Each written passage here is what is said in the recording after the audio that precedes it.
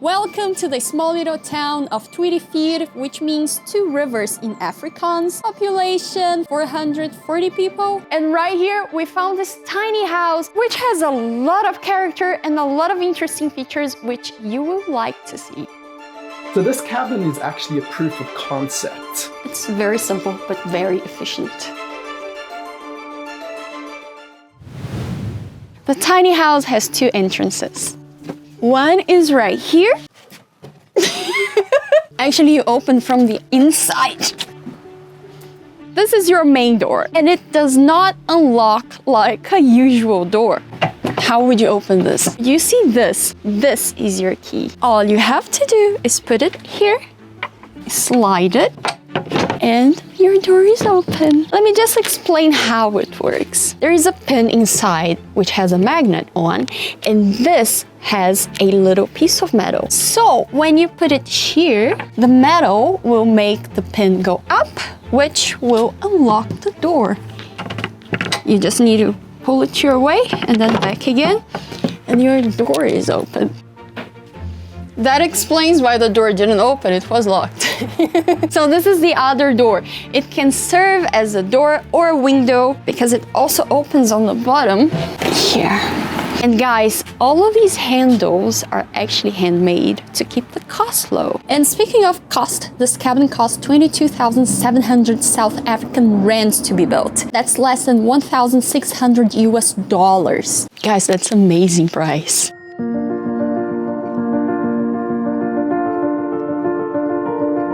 Welcome to inside the tiny house. A lot of ideas were flowing here when they built this place. They didn't even sketch this place before they started building. They just did it on the go.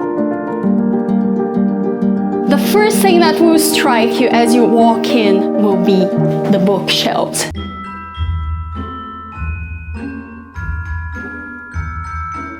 I get the feeling that these people like a lot of books. As this is meant to be a house for newlywed couples, we have a chandelier to make it a little bit more romantic.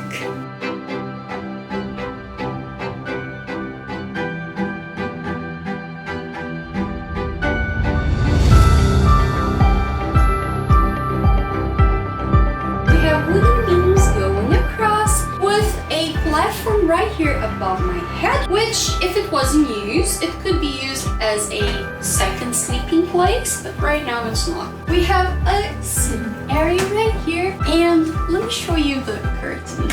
So we take this. Cool, right? And this is how you open the window.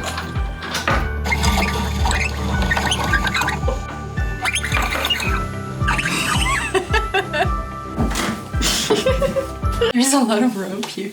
And now you have a beautiful sitting area where you can sit, work on your laptop, or just view the lake.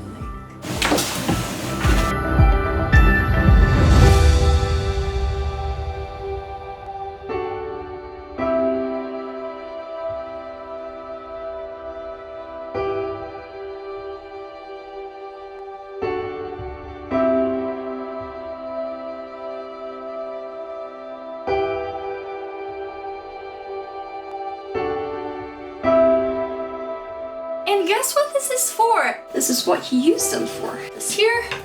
These people were so creative. You hook them here and here. Ta-da!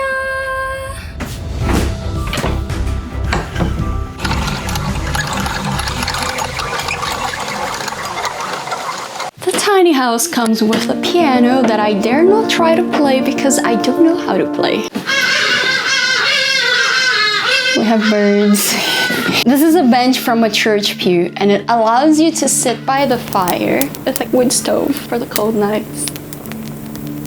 With a chimney going through the roof, and a shiny one, by the way. We also have a very comfortable bed, and there is something I want to point to you, which is shelves. We have shelves everywhere throughout the house. Shelves are very useful because you don't get much space in a tiny house, and you can put your cell phone here, your books, whatever you want to.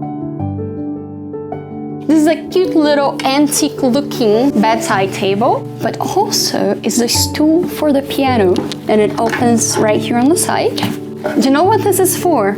to observe the bugs outside. There are beautiful bugs, and you can spend your time just looking for them. And of course, we are in Africa, right? So why not have a giraffe on your teaspoon? The shelf looks as if it was built into the wall, which is a very good use of space. Have a look at this wall. You have wood with a very thick wallpaper in between the wood. It's almost the same thing you find in old houses, but on the ceiling. It gives me an antique feeling, and I like it. And speaking of antique, look at this.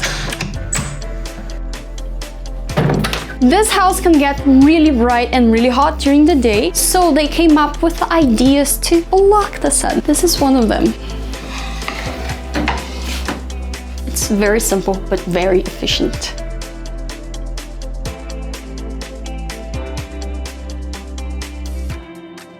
If you would please follow me to the bathroom, I want to show you some stuff. This bathroom has a few interesting features. The first one is that it has a door that serves two purposes. The first one is to separate the bath area from the toilet area. The toilet is right here, but I can also use the door to close the bathroom completely. And we have a flushing toilet. For those of you who are into off-grid living, this is quite a luxury. There is also a heater just behind the toilet. It's a nice place to have a heater, especially during the cold nights. I want you to have a look at these windows here. They were handmade by the people who built this house. A tiny little sink, because this is a tiny little house. And I want to demonstrate something to you. Now imagine you're here taking your bath and having a beautiful view of the outside. Hi, this is so cool. It's like being in a tree house. Tasteful tiles matching the wood, and we have some blue here. Remember, more shelves. And we have more shelves here as well. And this one actually holds the mirror. This place smells like wood and it's so good. The ceiling has widely cut pieces of wood. And of course, natural soap. There is a nice little nookie for the towels here. You also have a dimmer in case you want to just relax and enjoy your bath without too many lights on your face. Look at the cute little lock. Very simple, doesn't need to be complicated. You know what this is, right? It's a tray that they put a mirror on the bottom of it. And another shelf that can hold toilet paper. And speaking of toilet paper, there's quite a lot up here, which makes us really happy. We like toilet paper. Insulation for the tiny house. Exactly. This is the back door, and this back door leads us to the deck. If you walk here,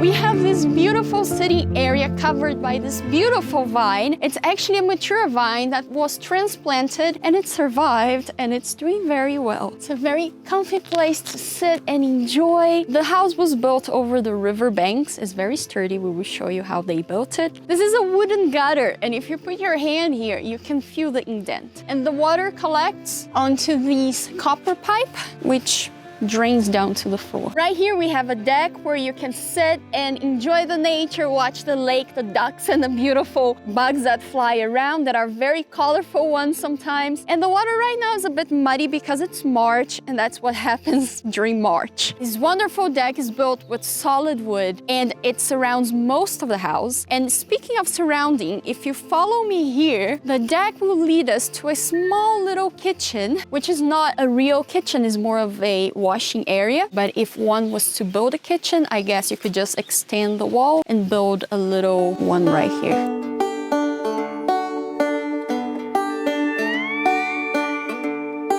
Here we are at the underbelly of the house. As you can see, it's built on the bank of the river, and there's part of the river down there that you can see.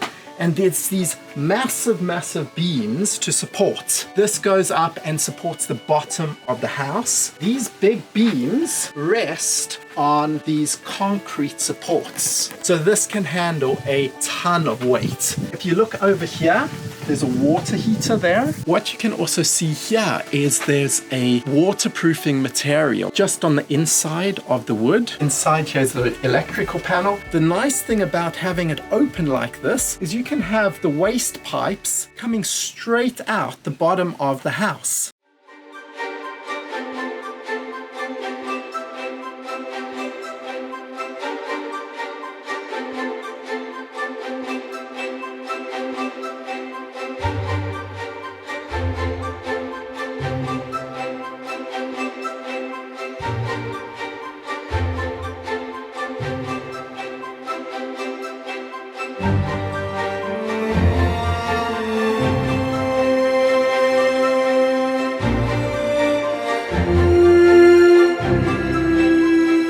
So this cabin is actually a proof of concept. They wanted to prove using this that they could build a really cheap house. So when a guy and a girl were courting and they wanted to get married, the guy needed to obviously buy a house for his bride. And they did it. They proved that a guy could build a livable house with a library. Because books are important. There's even a piano and of course the chandelier. This cabin is amazing and very uniquely built. It's made mainly out of blue gum wood. Blue gum and eucalyptus are the same names for the same tree. They milled their own wood, and I think they built it from about 4 blue gum trees. There's one main exception, and that's the shingles were built from slow growth pine trees. The blue gum wood is so hard that apparently they said they could not nail a nail through. So they'd need to drill a hole first in order to get the nail through. This cabin was built on the grounds of a private institution of postgraduate higher learning. If you'd like to stay here, please see the link in the description below. Also, subscribe to our email list at www.altliving.co. That's the best way to stay updated on new videos.